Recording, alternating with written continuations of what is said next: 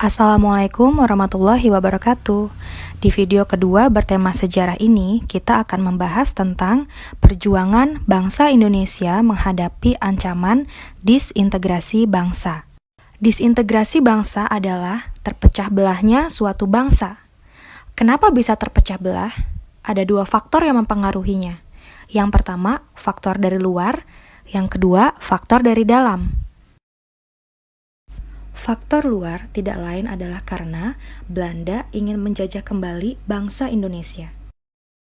Apa yang dilakukan Belanda untuk menghancurkan NKRI? Belanda melakukan agresi militer Belanda ke-1 tahun 1947 dan agresi militer Belanda ke-2 tahun 1948, juga melakukan blokade ekonomi. Selain berperang, Belanda dan Indonesia juga menempuh jalan diplomasi. Diplomasi adalah usaha untuk menyelesaikan suatu masalah dengan jalan damai. Bentuk diplomasi yang telah dilakukan oleh Belanda dan Indonesia diantaranya Perjanjian Linggarjati, Perjanjian Renville, Perjanjian Rumroyen, dan terakhir Konferensi Meja Bundar. Berikut ini adalah hasil Konferensi Meja Bundar. Belanda mengakui kedaulatan Indonesia. Bentuk negara NKRI berubah menjadi Republik Indonesia Serikat. Dibentuknya Uni Indonesia Belanda dengan Ratu Belanda sebagai ketuanya. Penyelesaian konflik Irian Barat ditangguhkan 1 tahun setelah KMB. Utang Belanda dibayar oleh Indonesia. Kapal perang Belanda ditarik dari perairan Indonesia. Bekas anggota KNIL menjadi anggota TNI. Dari hasil keputusan konferensi ini, ada loh yang merubah ketatanegaraan Indonesia, yaitu pada poin kedua, di mana bentuk negara Indonesia berubah menjadi Republik Indonesia Serikat. Seperti yang kita tahu, berdasarkan UUD 45, Indonesia menganut bentuk negara kesatuan.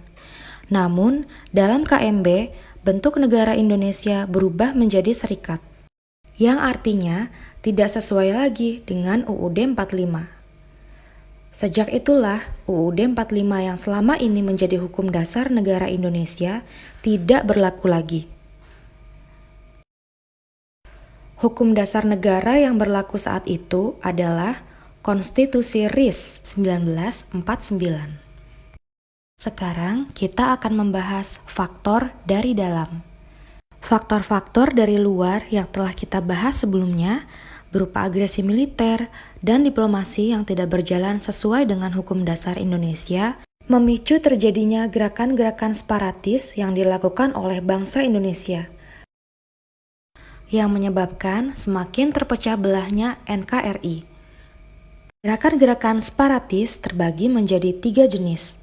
Yang pertama, gerakan separatis yang berkaitan dengan ideologi. Yang kedua, gerakan separatis yang berkaitan dengan kepentingan. Yang ketiga, gerakan separatis yang berkaitan dengan sistem pemerintahan. Kita bahas satu persatu ya. Gerakan-gerakan separatis yang berkaitan dengan ideologi. Ada gerakan DITII, PKI Madiun, dan G30 SPKI. Gerakan DITII dan PKI Madiun sama-sama dilatar belakangi oleh Perjanjian Renville. Gerakan DITII diawali dari pemimpin Hizbullah, sebuah laskar perang Islam bernama Kartosuwiryo yang tidak puas terhadap hasil Perjanjian Renville. Perjanjian Renville mengharuskan pasukan divisi Siliwangi untuk hijrah ke Yogyakarta, yang pada saat itu sebagai ibu kota negara Indonesia. Kartosuwiryo tidak setuju jika wilayah Jawa Barat dikosongkan. Ia bersama pasukannya tetap bertahan di Jawa Barat. Bahkan, Ia bersama pasukannya menduduki tempat yang ditinggalkan oleh Divisi Siliwangi dengan tujuan mendirikan negara yang berideologi Islam dan menjadikan pasukan Hizbullah sebagai tentara Islam Indonesia. Sedangkan pemberontakan PKI Madiun diawali dari kegagalan Amir Syarifuddin sebagai Perdana Menteri yang menandatangani Perjanjian Renville. Ia oleh parlemen diturunkan dari jabatan sebagai Perdana Menteri. Amir Syarifuddin pun marah. Ia dendam lalu membentuk Front Demokrasi Rakyat atau FDR yang berhaluan komunis. Amir Syarifuddin bersama dengan Musso, seorang tokoh komunis, membentuk PKI dan melakukan pemberontakan terhadap pemerintah. Gerakan-gerakan separatis yang berkaitan dengan kepentingan. Ada gerakan APRA, RMS, dan gerakan Andi Aziz.